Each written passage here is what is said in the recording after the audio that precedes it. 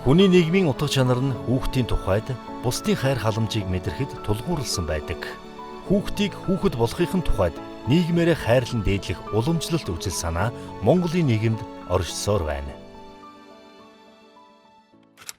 Энэхүү баримтат киног цэцэрлэгийн арга зүйчийн үйл ажиллагааны агуулга, арга зүй, ачаалал, ач холбогдол олон талт байдлыг үзүүлж тэдний хичээнгүй зүтгэл, ёс суртахуун, мэрэгжлийн ур чадварыг нээн харуулах зорилгоор бүтээлээ.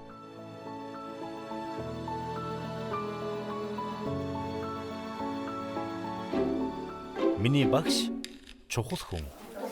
За туслах багш нартаа сайн захиж үлдээсэн мэт хүүхдүүдээ те.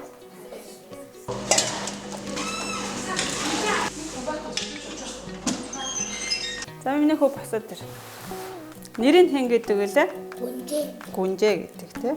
За тэгшхэн зогсоороо гүнжээ. 16 хэл.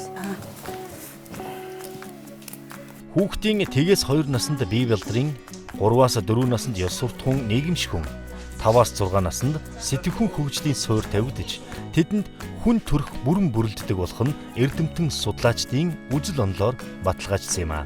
Энэ үед хүүхдийн хэрэгцээг хангаж чадалгүй өнгөрөөвөл хүүхдээ хөгжүүлэх алтан боломжийг алдна гэсэн үг. Үүнд гэр бүлээс гадна боловсрол чухал үүрэг гүйцэтгэх ёстой. Бага насны хүүхэд боловсролын үйлчилгээнд хамрагдаж чадахгүй байх нь сургуулийн насны хүүхэд сургууль завсардах, насанд хүрсэн хүн ажилгүй байх, өвчтөе хүн эмнэлгийн тусламж авч чадахгүй байхдаа энэ тэнцүү эрсдэл хүний амьдралын бодит бэрхшээл болж байдаг. Бага наснд суурь тавьсан энэхүү эрсдэлт байдал нь цаашид нас ахих тусам улам гүнзгийрч тухайн хүний нийгэмд эзлэх байр суурьд нь хадгалагдсаар үлддэг нь олон улсын оронд хийсэн судалгаагаар нотлогджээ. Өөрөөр хэлбэл хүүхдийн хөгжил, төлөвшил, бие хүний заяа тавилан, гэр бүл, улс орны хөгжил дэвшлэн сургуулийн өмнөх боловсролын тогтолцооны хөгжил, мэрэгжлийн түвшнээс шууд хамаарна гэсэн үг.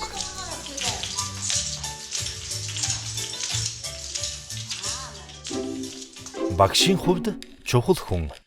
Өнөөдөр бүгд заах аргын нэгдлийн ажлаараа илтгэлийнхаа сэдвийг өгсөн байгаа. Багшийн хөгжил, сурах бичих, сургалтын хэрэгтүүнийг хэрэглээ. За тэгээд илтгэл дээр би та нарыг баг олгын ажлуудад та нарын өгсөн илтгэлийг би засаад бичсэн зүйлээс ч олдтой тал юу вэ? Тэр бүгд дээр нь тэмдэглэсэн байгаа. Цэцэрлэгийн арга зүйчийн ажил нэгэн олон талтай бөгөөд үндэсний болон цэцэрлэгийн сургалтын хөтөлбөр төлөвлөгөөг багш нараар судлуулахаас түүний ажил эхэлдэг. Бүх төвчний сургалтын хөтөлбөрт үндэслэж өөрийнхөө хөтөлбөрийг сайн боловсруулах нь багш хүний гол үүрэг учраас арга зүйч хүн багштайгаа цаг тутам хамтран ажиллах шаардлагатай болдог билээ. Хүүхдийн хөгжлийн онцлог, хэрэгцээнд нийцүүлэн боловсруулах багшийн үйл ажиллагаанд мэрэгжлийн дэмжлэг үзүүлж хянах, хэрэгжилтийг үнэлэхэд түүний ажлын цагийн ихээхэн хэсэг нь зарцуулагддаг. Танай багийн хувьд бол илтгэлчүүд нь танай баг дээр ерөнхийдөө онолчин бол маш сайн болж ирсэн. Тэгэхээр онлоо арга зүйтэйг холбоод анхаарах зүйлч болох нь судалгаан дээр нэг бүрчлэн биш. Ерөнхийдөө базаад судалгааны ажлаа нэлээд сайн нэгтгэж өгөх нь маш чухал юм шиг байна. Тэгэхээр энэ дээр анхаарч ажиллаараа манай багш нар. За ер нь цэцэрлэгийн арга зүйчийн ажил бол өөрийн одоо бас ажил мэргэжлийн мэдлэг, за харилцааны ур чадвар, за мөн менежментийн одоо бас ажлын дадлаг туршлага бол арга зүйчээс бол ихээхэн шаардж идэг. За өнөөдөр бүгдээрээ хөдөлгөөн өрөлтний сургалтын чиглэлээрээ биеийн тамирын үйл ажиллагаа хэрхэн зохион байгуулах талаар өнөөдрийнхөө заах аргын нэгдлийн ажлууд хамтран ажиллах юм байна. Жишээлбэл сургууль төгсөж ирсэн одоо бас онл практикийн хувьд бол одоо дадлагаар нэлээд дутмаг одоо залуу багш нарыг одоо халамжлан хүмүүжүүлэх, тэдэнд одоо бас мэргэжил арга зүйн зөвлөгөө өгөхийн тулд өөрөө биечиж одоо хөгжүүлэх үйл ажиллагаа буюу хичээлийг одоо тогтмол одоо зааж үзүүлэх ажлуудыг одоо бас зохион байгуулдаг байгаа. За энэ хэдийн цэбэрээ? 4. Зөө за 4 ширхэг зүйл хаана байна гэд багш нь энийг аваад 4 цэбэрийг энд тавьчихсан. Багш нь зөв хийсэн үү? Үгүй. Багш нь хаана авчих вэсэ? Өө зүйтэй. Яагаад вэ? Энэ хэдэн ширхэг дүрсэн? 1. Тэгвэл энд хэдийн цэбэр авчихъя? 1-ийн зэвэр. Өө зүйтэй ямар сайн мундаг хүүхдүүд вэ? Цэцэрлэгийн арга зүйч бол бүлгийн багштай хамтраад, бусад багш нартай хамтраад судалгааны ажил бол маш их хийдэг юм байгаа. Зөвхөн багш бүлэгт ажилладаг арга зүйч бол хүүхдэд ажиллахгүй. Яг л багштай адилхан бүлэгт орж ажиллана. Бидэнд одоо зааж сурахад манай арга зүйч зэрэг наран багш маань одоо бидэнд заавар зөвлөгөө өгөн хүүхдийг хэрхэн яаж хөгжүүлэх, хүмүүжүүлэх сургах талаар одоо заавар зөвлөгөө өгч ажилласны үр дүнд төлбөрөө төлөвлөгөөгөө боловсруулан ажиллаж байна. За ингээд манай сургуулийн өмнөх боловсролын сургалтын зөв хөтөлбөрөөр суралцсан чиглэл тус бүрээ чадвар олгон ажиллаж байгаамаа. Хүүхдийг ерөөсө тоглох явцад нь тэр математикийн хэл ярианы чадвар, хэл яриа дүрслэх урлагийн чадруудыг авуулж байгаа. Өмнө энэ үйл ажиллагааг хийжсэн үү? Хийгээгүй шинээр хийсэн юм уу?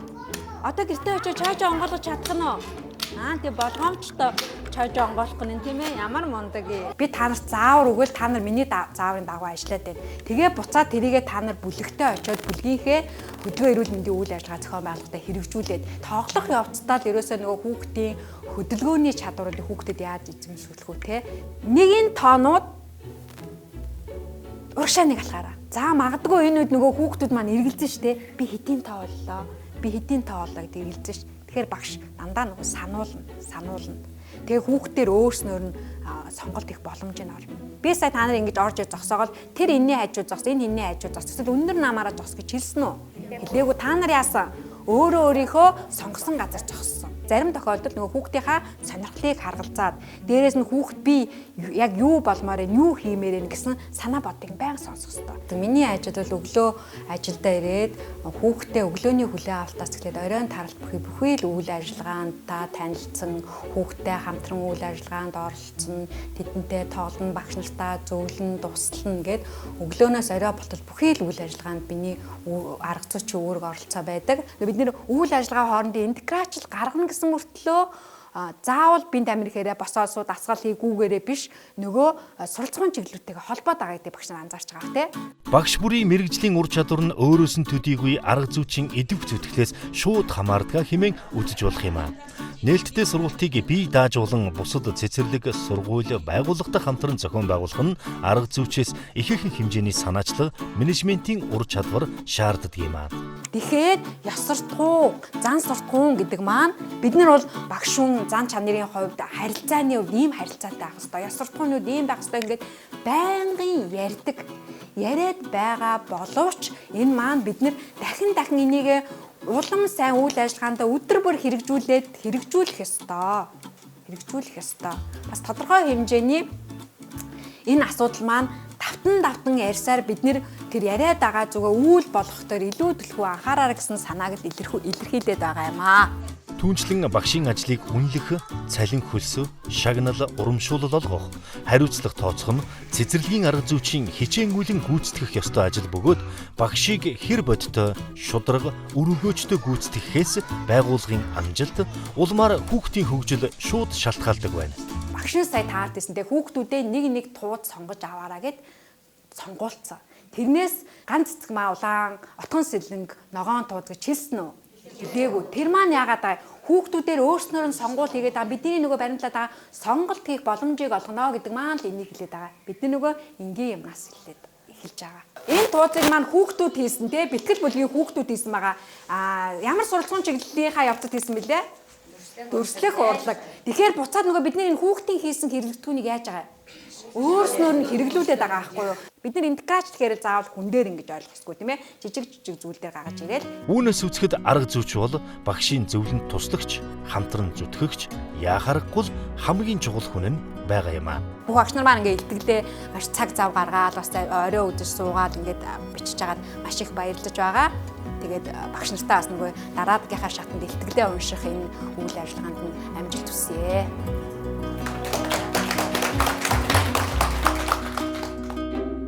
Цэцэрлэгийн хувьд чухал хүн. За манай арга зүйчийн хувьд бол 1996 онд одоо манай цэцэрлэгт анх 10 дугаар анги төгссөн охин одоо ажилд орё гэд хүсэлт гаргаад орж ирж ирсэн.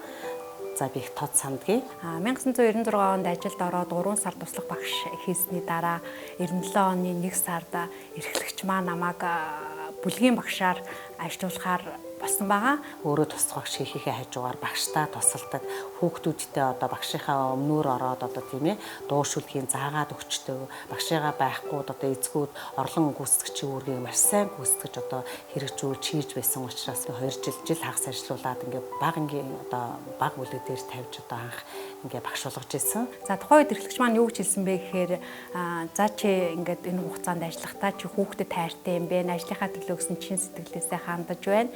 ер нь чи хүүхдээ маш сайн ажиллаж байгаа учраас чи цэцэрлэгийн багш хийж чаднаа гэд намайг энэ ажил тавьсан байгаа. Тухайн үед болохоор нөгөө яг сургуулийн өмнөх боловсролын мэрэгжлийн багш нар бол маш хомос байсан. Мэрэгжлийн хүн ховор. За ингээ багш болгоод ирэхэд бол үнэхээр одоо бас энэ багш нар дотроо одоо манлайлагч үнэхээр хүүхдийн төлөө эцэг эхчүүд нь хүрээлсэн ийм одоо сайн багш болохын шинж одоо бол үнэхээр ажиглагдж байсан учраас Энэ үеэс эхлээд би бүлгийн багшаар ажиллаад бүлгийн багшаар ажиллах хугацаанд удирдлага, хамт олон гэр бүлийнхаа дэмжлэгээр сургуулийн өмнөх боловсролын сургууль суралцаад бакалаврын боловсролын эзэмшээд улмаар одоо боловсрол судлаар магистр хамгаалаад одоо 22 дахь жилдээ тус цэцэрлэгт ажиллаж байна. багш нарын одоо ер нь нарийн ширийн зовлон жаргалыг маш их сайн ойлгодог.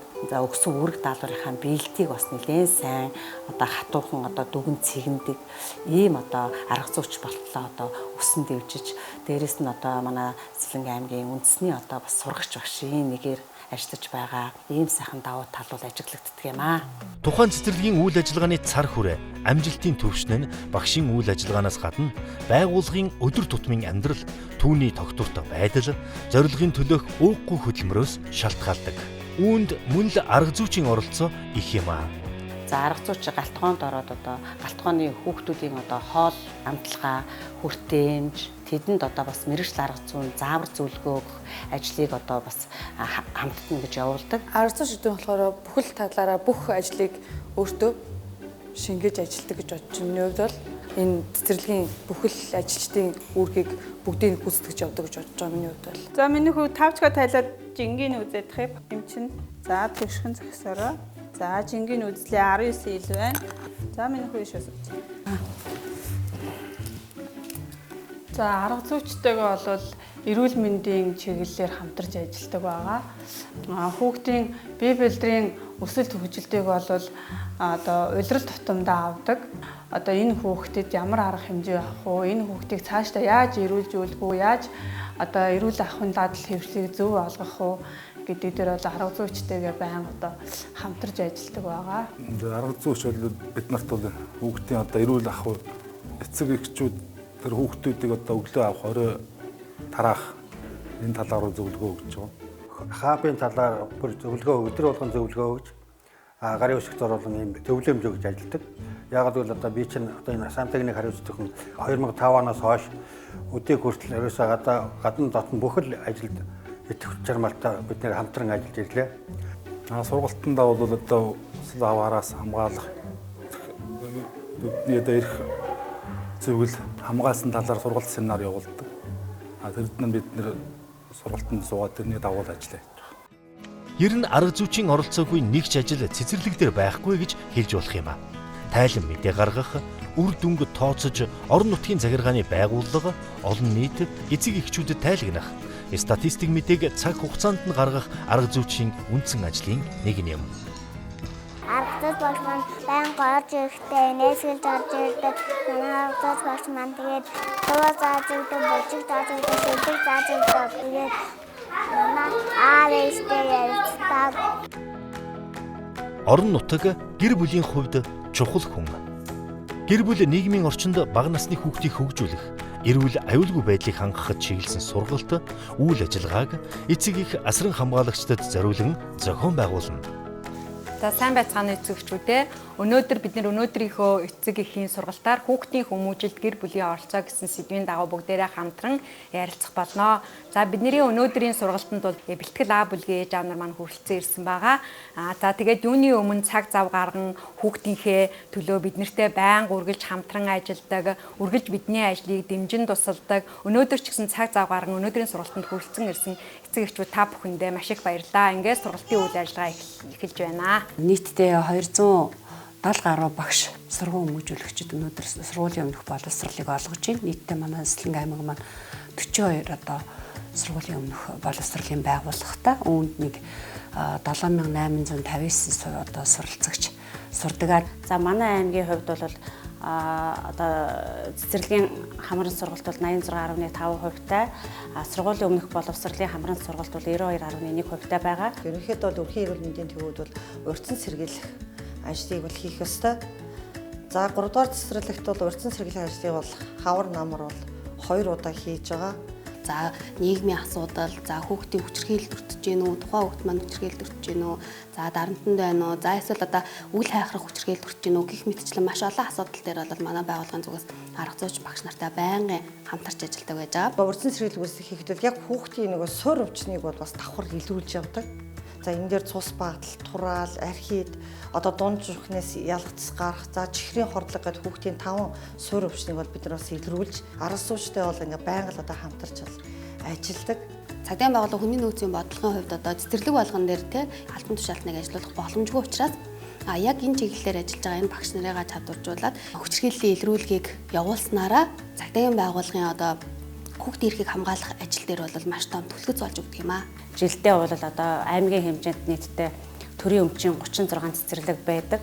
Хувийн өмчийн 3 цэцэрлэг байдаг. Энэ цэцэрлэгүүдээр одоо хувиар гаргаж агаад бид бас зөвлөн туслах үйл ажиллагааг бас хамтран одоо ингэж зохион байгуулдаг юм аа.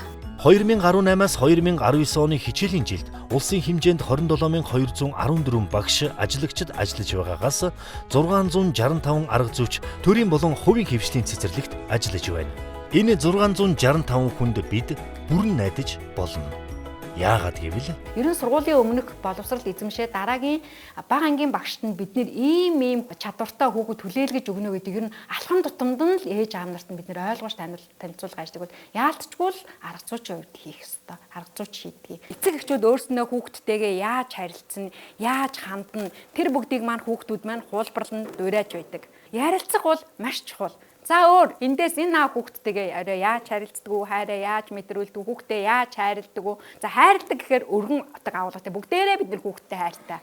За орой очиод нөгөө бид нэр хүүхдтэйгээ ээж аав бид нэр гол нь яах нь өөртөө яг л үеийн хүүхд шиг ярилцсан тэнд ээжийн ярьсан шиг энэ аав шиг тоглох нь вэ тийм ээ, тоглоно. Тэгжээж бид нэр хүүхдтэйгээ ойлгоно. Хүүхдийн ертөнц гэдэг бол агуу. Бид нэр хүүхдийг жижигхэн энд цэцэрлэгийн гэж болохгүй. Тийм учраас эцэг эхчүүд та нар бол хүүхдтэй тэр эцэгхийн хайр халамжийг бүх цаг орой очоод чөлөө цагаараа бусад амралтын өдөрч ер нь ингийн үчин дандаа хайр халамжаа эцэг эхчүүд бол хүүхдүүдэд байнгын мэдрүүлж тэдэндээ байнгын цаг зав чөлөө гаргаж байх ёстой. Хүүхдээ хэрхэн хөгжиж байгааг бол мэдээж хүүхдээ ажиглана. Угаасаа хүүхдийн хөгжилд гарч байгаа их зүйл шууд нүдэн дээр ил байдаг. Тэгээд ер нь бол ангийн багштай хамтарч ажиллана. Одоо шин залуу гэр бүл болж байгаа хүүхдээ бас яаж хүмүүжүүлэхээ бас сайн мэдэхгүй байгаа хүмүүст бол маш их чухал.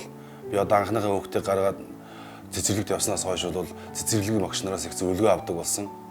Миний хувьд бол боловсролын байгууллагад ажилладаг хүний хувьд бол цэцэрлэгийн багш нар асар өндөр ачаалттай ажилладаг.